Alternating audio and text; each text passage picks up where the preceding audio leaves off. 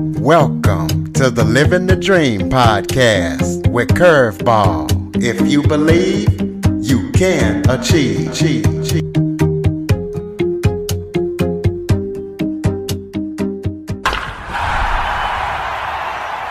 Long-time dream to become an author and live abroad. Jennifer has lived in several different countries. Right now, she's in Uzbekistan. Right now, it's late in the U.S., but it's early in the morning for her. Life has not been easy for Jennifer and her family, as she was kidnapped once. Her husband was attacked by a suicide bomber, and she almost moved to Yemen to run a newspaper. So we're going to be talking to her about why she wanted to take the plunge and leave the U.S. for good, and about her books and any other projects that she's working on. Jennifer, thank you so much for joining me today. Thank you for having me, Curtis. It's a pleasure. Why don't you start off by giving everybody a little bit of background about yourself? Sure. My early career was actually in the theater. My undergraduate major was theater, and I worked as an actor in Seattle, Washington for several years. And my writing grew out of a frustration with the kind of roles that were available to women. The kind of roles that I was being offered. As a young woman in my early 20s, I seemed to only ever be cast as young ingenues or prostitutes with the heart of gold.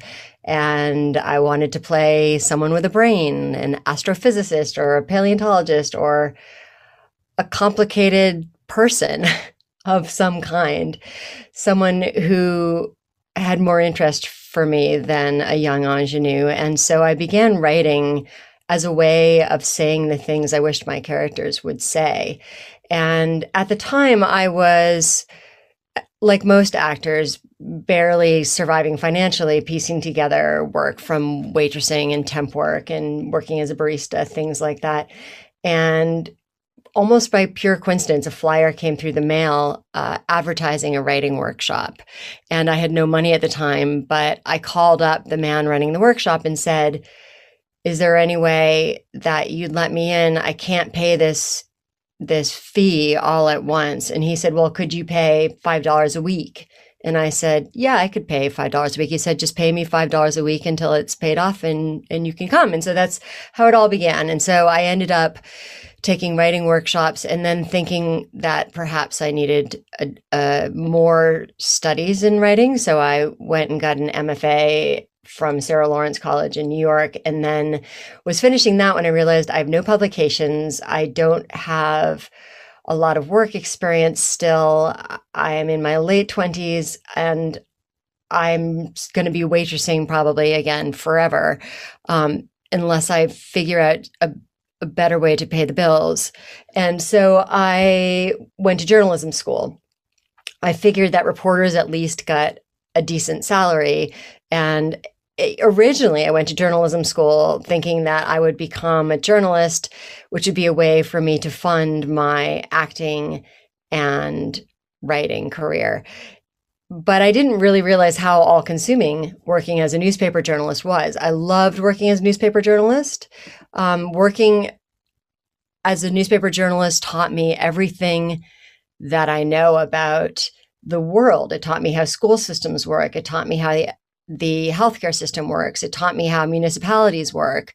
A lot of these things I just hadn't really understood before I was covering a bunch of small towns in New Jersey and having to sort all that out. And I loved working at a job at which I was constantly learning. Every single day, it was like being in school, out in the world. And I loved that about it, but I missed being in the theater, and I had no time to do any creative writing. So eventually I moved back to the city and got a job in magazines so I could perform in small theaters in the evening. And in 2006, my life changed dramatically when I had an offer to move to Yemen and run a newspaper. Actually, the original offer came from a high school friend who wrote to me and said, "How would you like to come train journalists in Yemen?" And I said, "I can't just run away from Manhattan and train journalists in Yemen. I have a good job. I've got healthcare. I've got a rent stabilized apartment. But I have 3 weeks vacation left. I could come to Yemen and do a 3 week training for the journalists there if you think that would be useful. And my friend spoke to the Yemeni man running the newspaper who said, I'd love for you to come train my journalists at the newspaper for 3 weeks. If that's all you can spare, then come over. I'd never been to the Middle East before. I didn't speak Arabic. I'd never been to that part of the world, and I knew very little about it. I'd always wanted to live abroad, but I had these fantasies that were based on the lives of Henry Miller and Anais Nin and these people who had glamorous lives in Paris and Rome. I hadn't actually considered Yemen, but I thought, surely this will give me something interesting to write about. So I bought a book called Learn Arabic in 10 Minutes a Day and worked on that on the A train in Manhattan and learned a bit of Arabic, enough to be able to argue with taxi drivers, which is critical in Yemen. Got on a plane, went to Yemen, spent 3 weeks training the journalists, and the editor, the publisher of the newspaper, at the end of those 3 weeks said, I love what you're doing with my staff. Would you be willing to stay on and run the newspaper for a year? Now, those 3 weeks had been the most exciting 3 weeks of my life thus far. My Yemeni reporters were fascinating people. They were ambitious. They were curious. They were intelligent. They were resourceful. And they taught me so much about Yemen and about their culture. And I was learning a lot more than they were just being in their presence. And I could teach them about journalism because there wasn't training available to them. And so I felt that I was useful in a way that I had never been useful in New York. Any journalist could have done my job in New York, but there was no one else in Yemen helping these reporters be the kind of journalists they wanted to be. And so while I originally turned down the job because it offered so little money, I wasn't sure I could survive, and I was paying off student loans, I went back to Manhattan and went back to the same gray office I'd been in for 5 years, which is the longest I'd worked anywhere, and thought, I need to do something different with my life. And Yemen wasn't in my plans, but Yemen is what happened to me. And I'd be a fool to turn down this opportunity for learning, for growth, for doing something perhaps meaningful.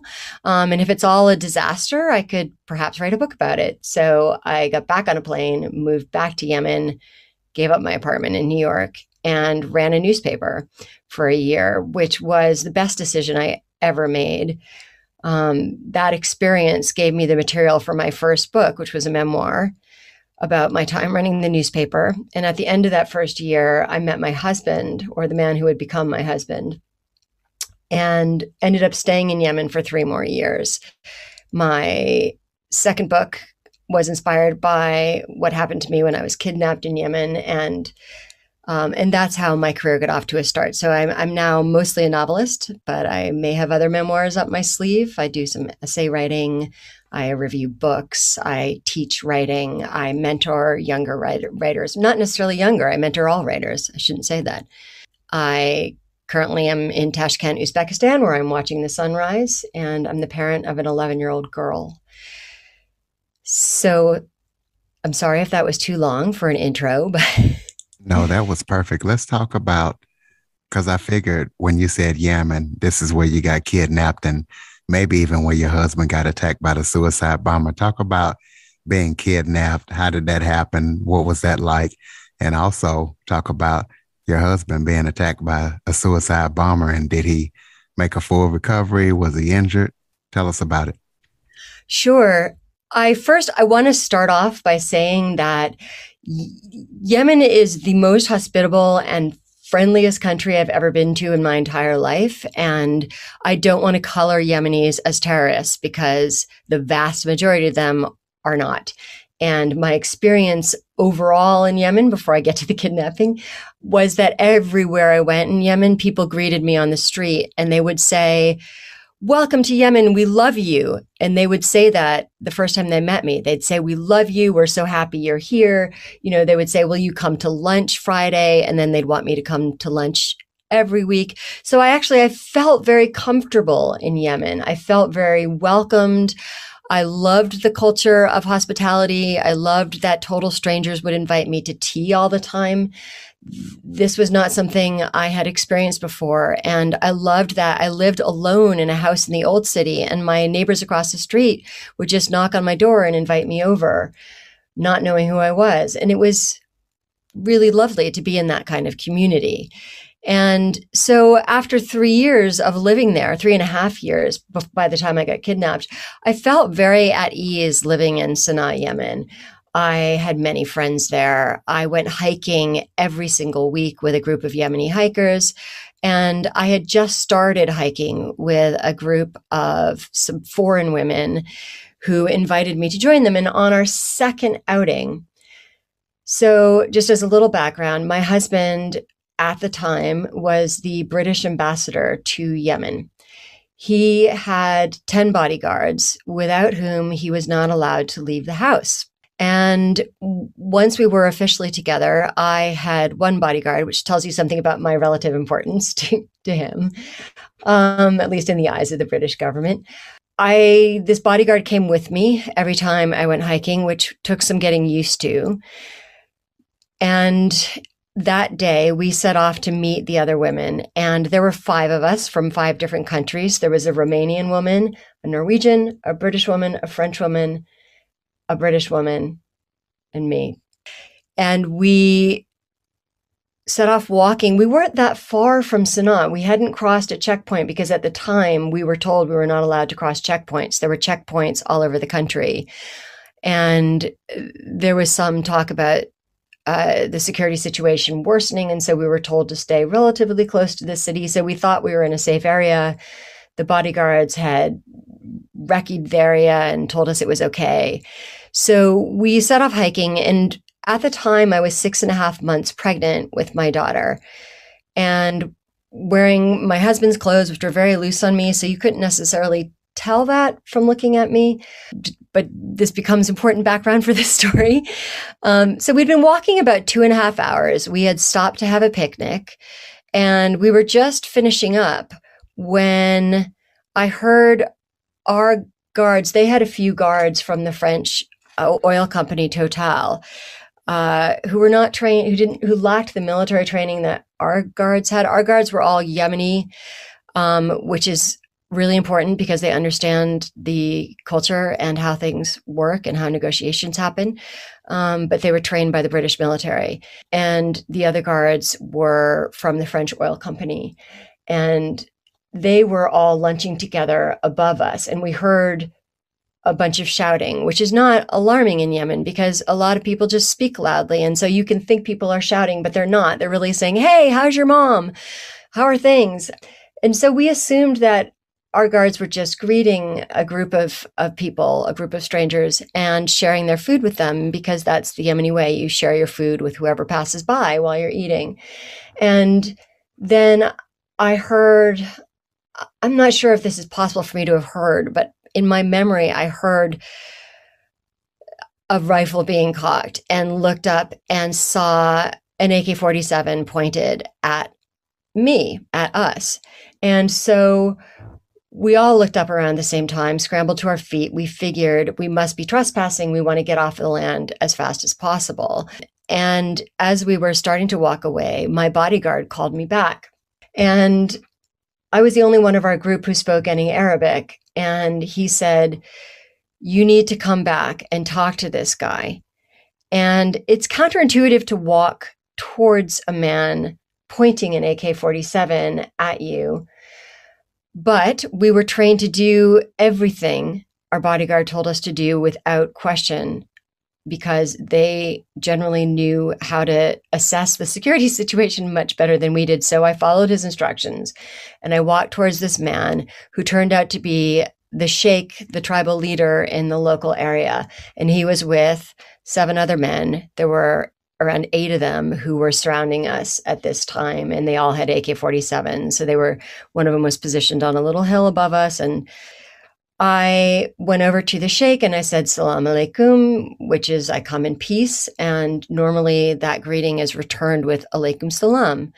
And if someone doesn't alaikum salam you back, it can mean they wish you harm. And so when this sheikh did not alaikum salam me back, my bodyguard became nervous and he said, why aren't you returning her greeting? This is really rude. This is not how we treat women. This is not how we treat pregnant women.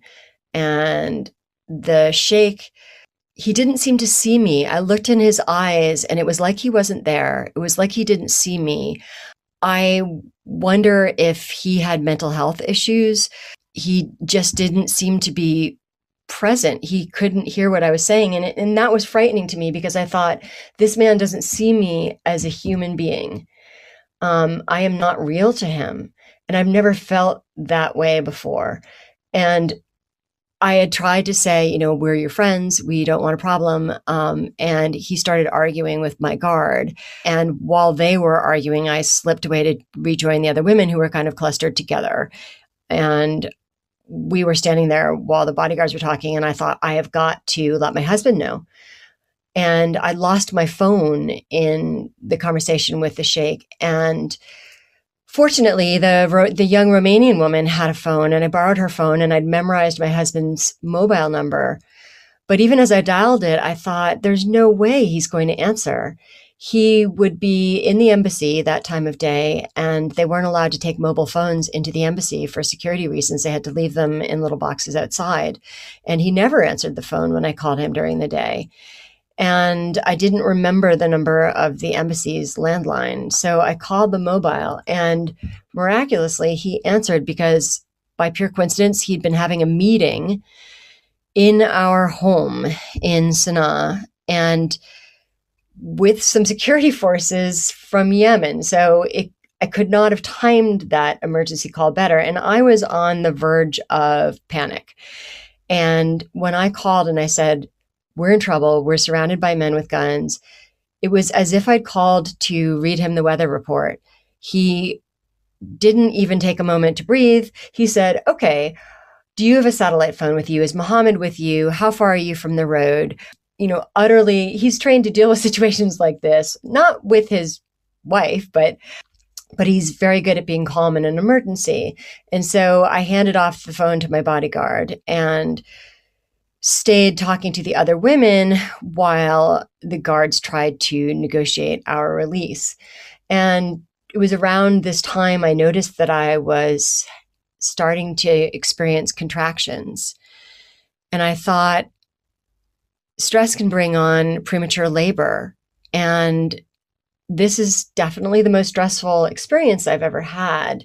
And I worried that I would give birth to my daughter prematurely, hours from medical care in a country that had very high maternal mortality to begin with and was probably not equipped to deal with a very premature infant. And I thought, if I continue to freak out, I'm going to lose her. And if we survive this experience and I lose her because I am stressed out, because I am panicking, the only person to blame for her death will be me. So I need to calm down. I need to find a way not to be stressed out in this situation. And the only thing I could think of, because I had just started doing yoga during pregnancy, I resisted yoga for a long time because I'm not good at sitting still. But I thought, well, I'll try that yoga breathing that they've taught me that I was never clear on the use for. So I just did that and created my own little mantra for my daughter and said, stay in, stay in, stay in. It is not safe for you out here. You need to stay in. And just kept doing that. And the other women were incredible. Not one of them panicked. Not one of them freaked out. And they were protective of me because I was pregnant. So one of them would put her hand on my shoulder and they tried to make jokes. And I could not have been kidnapped with a better group of women. They were far calmer than I was. And their presence helped me to calm down. And We were there for the rest of the day while negotiations went on, and at various points, the kidnappers would say they could let us go and then change their minds, and then they'd try to herd us in toward this house, and we'd walk very slowly because we didn't want to be inside. And there were various negotiations with the Yemeni government about whether they'd be willing to give them something in return for us. But of course, our countries don't pay ransoms. So that was not an option. And for good reason. You don't want kidnappers to make a business of it. So you don't want to pay ransoms because that will just increase kidnapping. But when you are kidnapped, you start to have different feelings about that. But anyway, so we basically spent the day waiting and watching, the fights and waiting for something terrible to happen. At one point, the French guards were ready to draw weapons, and you just do not ever be the first person to draw a weapon in Yemen. If you draw a weapon, there's going to be a shootout and people will die. And our guards knew that, they were armed to the teeth, but they did not draw their weapon unless they absolutely were forced to. And my guard was amazing, saved my life that day by negotiating with them. And eventually, at the end of the day, they let us go. And we walked as fast as we could, afraid they would change their mind once more. And in the meantime, my husband had sent his armored cars and all his bodyguards towards us, but they couldn't. Armored cars weigh a ton, so they can't get off the road. So the French had sent a pickup truck to come get us, and we climbed we walked for about an hour, maybe half an hour, maybe an hour down towards the road, and then the truck met us and we climbed in the back and it ferried us to the road. And all the way, my husband couldn't be there because all the guards were with me, so he couldn't leave the house. But they eventually got us home safely. And my husband, again, when I got back, seemed incredibly calm. And I said, "Weren't you worried?" And he said, "Worried? I didn't have time to be worried. I had to get you out." And, the head of his bodyguards, on the other hand, was in floods of tears, having just seen perhaps his entire career go down the tube if he'd lost me. But it all worked out. So I was rescued. And then, so that's that experience. And my husband's kidnapping happened a little while later that year. So that kidnapping happened in August of 2009. My daughter was born in November 2009. And then 2010, in the spring, in April, my husband was on his way to work in an armored car. And they take different routes to work every day so that their route doesn't become predictable to anyone who might want to target them. But my husband's car was targeted. Diplomats in some countries can be easy to target because they have diplomatic plates on their cars, which he did. And there was some debate over whether this was wise to identify yourself if you were a target, which my husband clearly was. So a suicide bomber threw himself on my husband's car and blew himself up in an explosion that was strong enough to land the suicide bomber's head on top of a 7-story building nearby. And the car was covered with body parts, but it was an armored car. Thank goodness. If it had not been armored, my husband would not be with me today. But because it was, he survived, and his driver was incredible, because continuing to drive after someone's blown himself up on your car and your windshield's covered with body parts is a challenge. And so he got my husband to the embassy, and he immediately went into, again, work mode, trying to keep his staff safe, locking down the embassy. I had been at home when this happened with the baby, and the guards who were left at the house had come rushing out and said, "You need to get in the house." And I said, "Why? What's the mishkala, the problem?" And they were like, "Oh, no mishkala, just get in the house." And I thought, clearly there's a mishkala and no one wants to tell me what it is. And I became really nervous, but it was a while before I could get anyone on the phone, and finally got my husband on the phone to tell me what had happened. And thankfully, I got his bodyguard on the phone, and he put me right on the phone with my husband, because he knew if he told me my husband was attacked by a suicide bomber, I'd have those few seconds where I thought he was dead. And I think he wanted to spare me that by having my husband tell me about it himself, so that I would know, because I was on the phone with him, that he'd survived the bombing. So, I mean, they did send people out, therapists, to make sure we were okay after that, to make sure he was okay after that.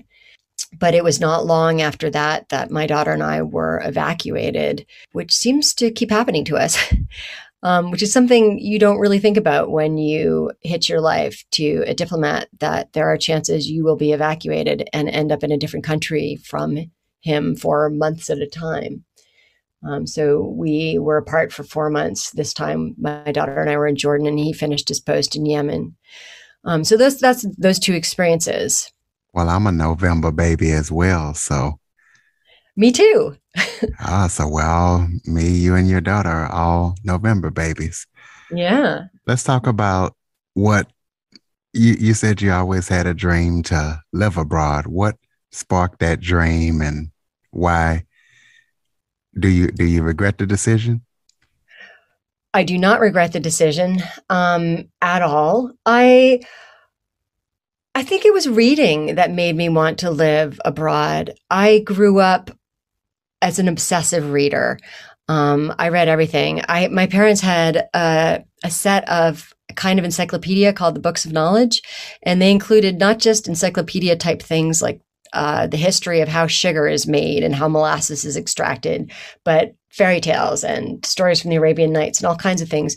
And I, read my way through the Books of Knowledge. I spent a lot of time in the library, and I was fascinated by travel, by the act of travel, by being on ships or airplanes or in other countries and living in other cultures. And that curiosity persisted as I grew up. Travel was always appealing to me. I grew up in a very nice small town in Massachusetts, but as a child, there wasn't a single moment I didn't want to leave. And I don't know why that is, except that I guess I had the wanderlust early. But I always knew that that was not where I was going to spend the rest of my life. And I left home at 15 to go away to school at an alternative school in Vermont, where I got to shovel cow poop and work on a farm. And that was an important part of my education.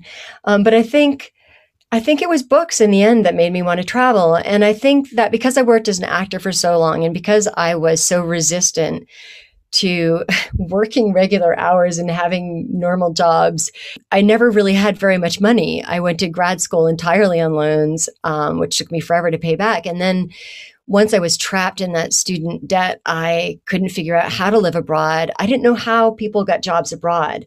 Now I know all the different kinds of jobs you can do abroad, but at the time I just didn't. No one had told me how to apply for jobs abroad or how to make money while living abroad.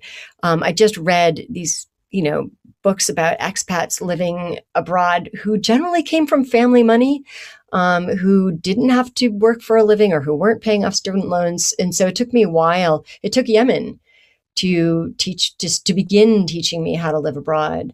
And I think, I haven't lived in the US since 2006, and I'm still learning. What's interesting to me is the perspective that I have on the US and how it shaped me as a human is constantly growing. I don't think I'd realized how the US had shaped my assumptions about the world, and that these were not assumptions necessarily shared by other people in other cultures. And when I moved to Yemen, I was plunged into a culture that I was utterly unfamiliar with and that had a lot to teach me about. For example, my reporters were horrified to find out that I lived alone, and they thought this was the greatest tragedy in the world. And of course, I'd come from New York, where most people live alone, and I loved it at the time. But my Yemenis would never live alone. They can't imagine wanting to live alone. They live very communally. They're attached to their families, to their communities, to their tribes. And I loved that. And I think, I read an essay just recently about related to the pandemic and people's various ways of reacting to the pandemic, and one of the problems with getting people to take the steps they need to take for us to get out of the pandemic is they need to think about the common good. What is good for the country as a whole? Not just for me, what's good for me and my personal liberty, but what is good for my community? What is good for the country? What is good for the planet? And I think, that kind of individualistic thinking is perhaps not uniquely American, but definitely, in the US, we grow up to think, okay, you can be anything you want to be, which isn't necessarily true, depending on the circumstances in which you grew up. And the resources that you have to overcome those. But we are not taught, think about the community and what you can give back and what you can cultivate. How can you cultivate a greater care of the environment around you? And I think that's a problem planet-wide. I mean, that's why we're having kind of the environmental crisis that we're having, is we're not thinking about the common good of humanity on the earth. And so I think, I don't know, these are a lot of the thoughts that run through my mind these days as I think about the situation of the planet and when I think about the US. I mean, and the strange thing about living abroad is that it's not that, I never feel I fully belong to anywhere we live. We spent 4 years in Bolivia. We spent a lot of time in London. We lived in Jordan. We are now in Uzbekistan. And I don't fully belong to any of those countries. But when I go back to the US, I no longer feel I fully belong there, except maybe in Manhattan. I think Manhattan is still a bit of the home of my heart, and a few other places. But I feel a bit of a stranger in some ways. And that can be a little bit hard. I mean, I think that the in-between space, living between cultures, is a very fertile place to live, certainly as a writer. I'm always learning things and examining things from the perspective of different countries and cultures and languages. I mean, learning languages is like learning new ways to think. And so I love that. I love that we get to learn languages, even though it's tough. And every time I move to a new country, I have trouble. The first time I go to a grocery store, I get so overwhelmed, I'm almost in tears, but you get past that. You have to figure out the labels in the grocery store so that you know you're buying shampoo and not olive oil. But, you do feel like you're almost a 5-year-old forever, because you go into a store and you have to point at things and say, bread, chleb, in a way that, it keeps you humble, I suppose. But I mean, there's challenges with being far from the people I love. Every posting, every country has allowed me to connect with more people I love, and I wouldn't trade that for the world. But living abroad and moving as often as we move, which is every 3 or 4 years, means that I feel like I live in a permanent state of nostalgia and longing, because there are always people I'm missing. It doesn't mean that I don't connect with people where I am, although that's been more difficult in the pandemic because we don't leave home all that often at the moment. So it's not a great time to make friends, but I know that everyone else around the world is experiencing similar things. So, well, let's flip over and talk about your acting career and your journalism career. What was the biggest role, or who was the biggest actor you ever worked with, and what was the biggest story you covered when you were journalism? Okay, so I mean, my acting career was in small theaters. I don't think my acting career would meet most people's definition of success, but for me, I love the theater. I just like to be working in the theater. I like to be working as an actor. I wish I were living in countries where that was possible. But my favorite role that I ever played was the character of Lily in Why We Have a Body by Claire Chafee. It's a wonderful play that premiered in San Francisco a long time ago, and has 4 really fascinating female characters, and I got to play a lesbian private investigator, and I just love that role. And I worked for several years with a lesbian theater company in the Lower East Side, I'm bisexual, but they didn't discriminate against me because of that. They they embraced me.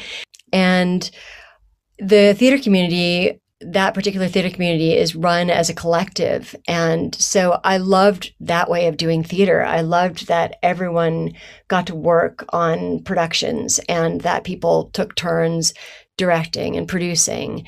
And we got to audition and be part of things, and that we supported each other. And I thought that was a wonderful way of being in the theater. In Seattle, it was more kind of an individualistic theater career where I would go and audition for parts. And I did, I love Shakespeare. So Shakespeare was one of my favorite playwrights to perform. But it was always, I felt like actors were, even though all my friends were actors, there was this competitive aspect. And that didn't seem to exist in the Wow Cafe theater community that I belonged to in the East Village. And so I really loved working there and was still working there at the time at which I left the US. Working as a journalist, I had an internship up near Boston at the Patriot Ledger for a summer, and then got a job working for a daily newspaper in New Jersey. And that was pretty exciting because, as I mentioned, that's where I learned a lot about how the world works. And I covered homicides, I covered accidents, I covered healthcare, we did a fascinating series on heroin use in Morris County, New Jersey. And Morris County, New Jersey is this wealthy, largely Republican county that pretended they didn't have a drug problem. But my first year at the newspaper, some 19 people died of heroin use. And we each were assigned one or two people to profile and write the entire lives of these people who had died. And part of the point of this was to say that heroin use touches everyone of every age, every race, every ethnicity. Like this is a diverse number of people. I mean, people of all ages are dying, and this is not being dealt with in this county.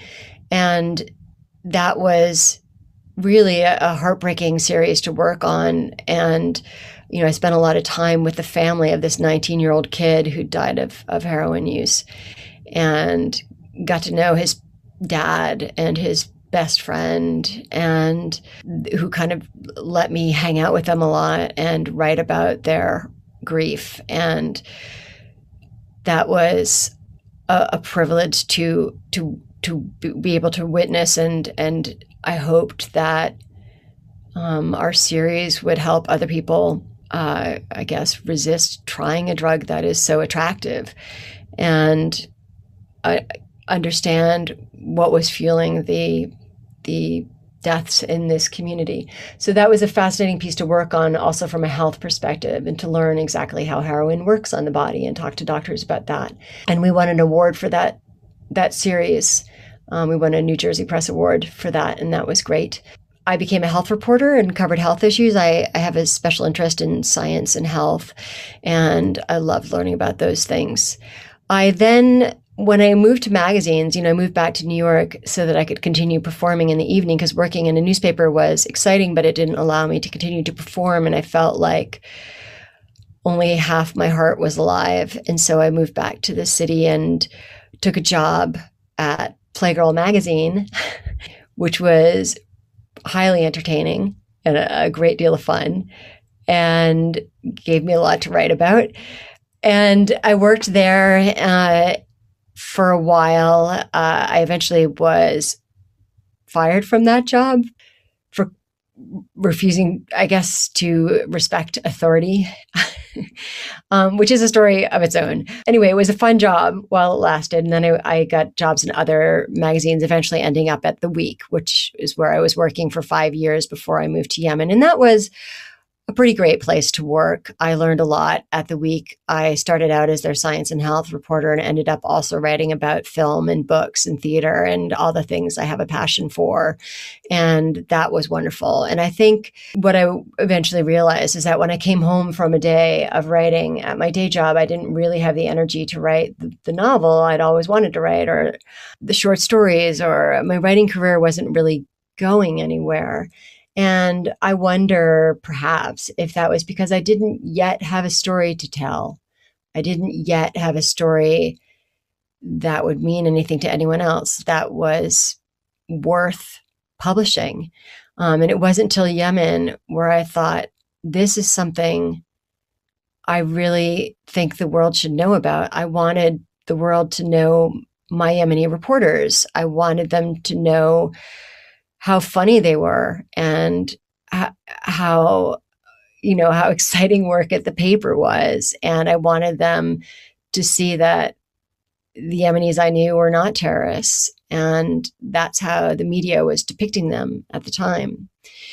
And so that's how I ended up writing. I didn't plan to write a memoir. It had never occurred to me to write about my life. But because running a newspaper in Yemen gave me such a fascinating experience, I ended up writing a memoir because I wanted to share my experience with my reporters. And then the novel, my first novel, came out of my kidnapping. So that kidnapping inspired the very first scene of the novel. So I'm not giving anything away. That novel is called The Ambassador's Wife. And so that novel starts off with the kidnapping of the partner of a diplomat. So familiar context, but the story is entirely fictional. It's just set in a world that I knew a lot about. So what happened when I moved in with my husband? So I'd always lived alone. I had never had a cleaning person or anyone in my house. And suddenly when I moved in with Tim, who was an ambassador, there was a house cleaner and a cook. And I had no idea how to deal with this. And, Tim would go off to work and leave me alone in the house. And the cook would say, "What do you want for lunch?" And I'd say, "I'll just make myself a sandwich. You don't have to cook anything for me. It's fine." It made me really uncomfortable. And finally, my husband said, "Look, this is their job. We pay them to do this job. This is their job. You have to let them do their job." But it was a real shift in my life to live in this really surreal world. And it wasn't just the privilege of the world, but also the fact that we in Yemen constantly had visitors, and those visitors were fascinating. They included Scotland Yard and hostage negotiators and ministers, and we had different people to dinner almost every single night, which can be exhausting, but also pretty interesting. It can also be pretty boring if it's like all oil company executives or something. But there's a point to every dinner. There's a reason for doing it, a goal that the diplomat has in working with the Yemenis, something they want to talk over. For example, they might invite human rights activists to dinner so that the human rights activists can say, here are the human rights issues in our country. Here's what we wish the UK would help us with. So that is the point of these dinners, which again, sound very glamorous, but are actually, there's a work reason for doing them. So this was all very interesting to me, and I was taking lots of notes and keeping a journal. But again, I couldn't write about it because it's all classified information that I wasn't allowed to write about. So I thought, I can't write another memoir, or my marriage will be over, as well as my husband's career. So, how can I take these fascinating details of this world? And I thought, well, I'll have to write fiction. And I started with the kidnapping, and then used some of the details of this weird world I was living in to write that novel, which also involved a fair amount of research. But that novel, I started with the kidnapping and then thought, well, what if I hadn't been released that day? What if I had left a child behind? What if my husband lost his post because he refused to leave the country? What if, and so that's, what if the country was on the verge of civil war? And that series of what if questions is what led me to the plot of that novel. And, my novel after that, Exile Music, my most recent novel, was inspired by a completely different set of circumstances. But I don't know if we want to move on to that yet. Go ahead, do it. Because my next question was gonna be, what are your upcoming projects? And so tell us about it. Okay. Great. So we moved to Bolivia in 2012, and we were pretty excited about this. It was a whole new part of the world for us. We were all learning Spanish, and we moved to La Paz, Bolivia, which is at around 12,000 feet, so very high. The altitude can be a challenge to deal with. It affects kind of every part of your body. It can make you tired. It can make you breathless. And it takes a long time to adjust to it. But it's spectacularly beautiful and a fascinating place to live. And very soon after we moved to Bolivia, my husband came home from a meeting with the Austrian consul and said, "Did you know there were about 20,000 Jewish refugees living here during and after World War II?" And I hadn't known that. I'd read a lot about Jewish refugees in other parts of South America, in Brazil, Venezuela, Chile, other places, but I hadn't read anything that was set in Bolivia or La Paz. And I started looking around for novels about it, and there were none. There were some memoirs, which I read. There's a beautiful memoir called Hotel Bolivia, written by Leo Spitzer, and about the first 10 years of his life. He grew up as a Jewish refugee in La Paz. And it's a beautiful memoir. And so I became kind of interested in what life must have been like for these people who had lost everyone they loved, their homes, their money, their careers. They'd lost everything. And suddenly they were in the middle of the Andes in a city that was more like a village back then, in very thin air and in a culture they didn't understand, in a language they didn't understand. How did they cope? How did they find resilience? How did they find a way to live their lives under these circumstances? And very early on in our posting, I met a man whose parents fled Poland, but it was a part of Poland that then became part of Ukraine, then part of the USSR, and then part of Poland again. But his parents spoke Polish. They fled after the war, after their 2-year-old and their parents were murdered by the Germans and the Ukrainians. And they ended up in Bolivia, and my friend John was born right after they landed in La Paz. And he started telling me his family story, which interested me. And then he introduced me to other survivors. Most significant was, for the purposes of the book, was a man named Guillermo Wiener, who left Vienna at the age of 8 with his parents to flee to Bolivia. And he grew up learning Spanish from his landlady's children and eventually built an incredible career. He was obsessed with movies, and on his ship over from Europe, he had climbed up into the first class deck so he could sneak into the movies.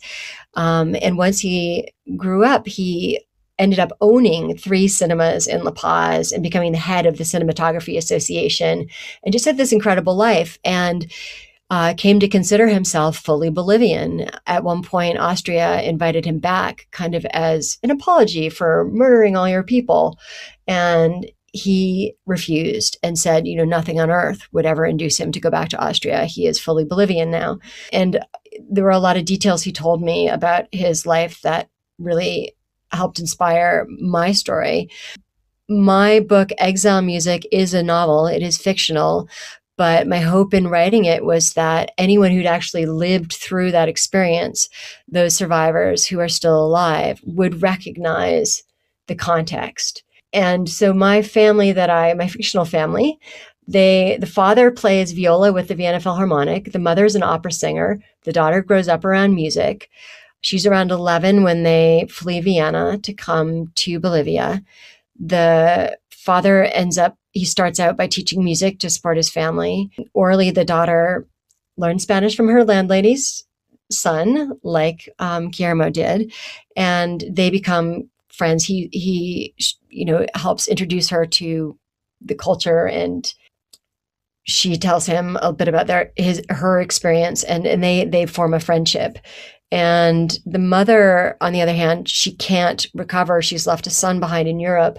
She can no longer sing. She can no longer bring herself to sing because the grief is too much for her. And so music is the coping mechanism for these people, for Orly and for her father. It is how they connect their past to their present.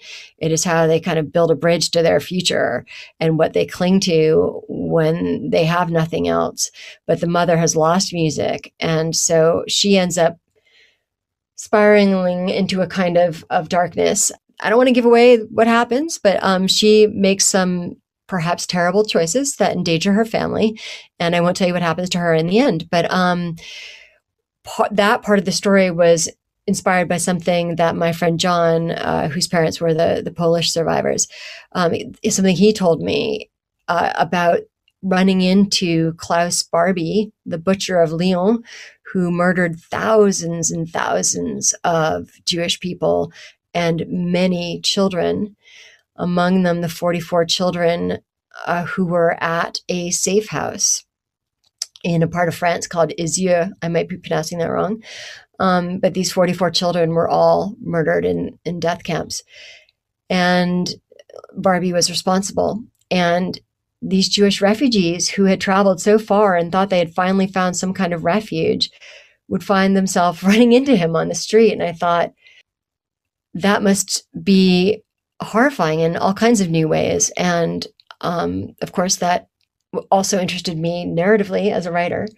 And I think, I often write about people who do things that I wish I could do. And I wish I were musical. I wish I could play an instrument or compose music, but I can't. But I'm a not half bad writer. So I write about musicians and research musicians to make sure I get the facts right, and have musicians read my work to make sure I haven't made any stupid errors, which I always do in my early drafts, and they correct me lots.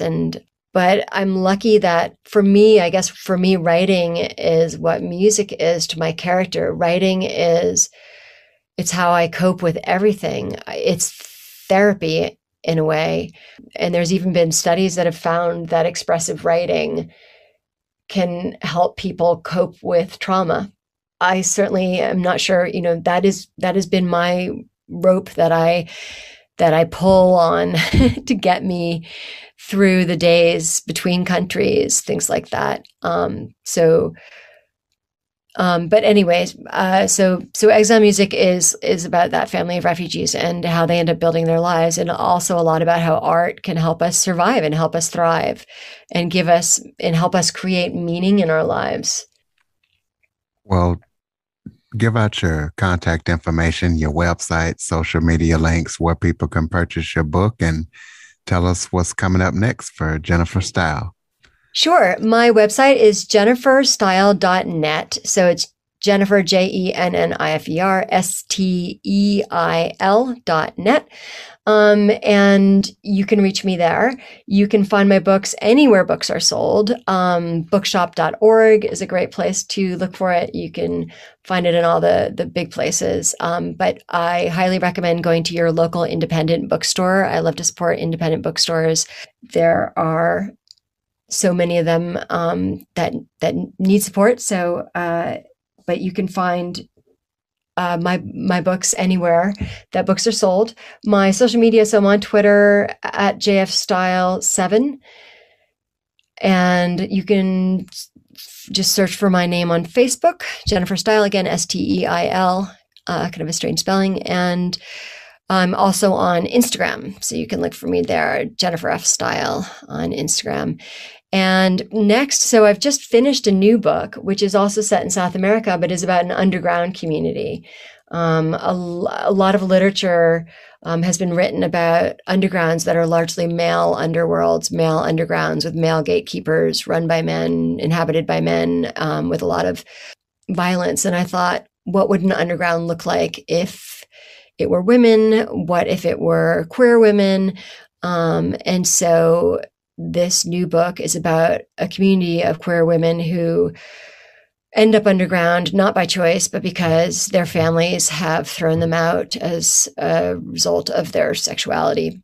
And so it's kind of what happens, how this community forms, and how they try to create change in their community. So it's set in a South American country where it's just not acceptable to be queer. It is legal, but not acceptable, and can still get you murdered.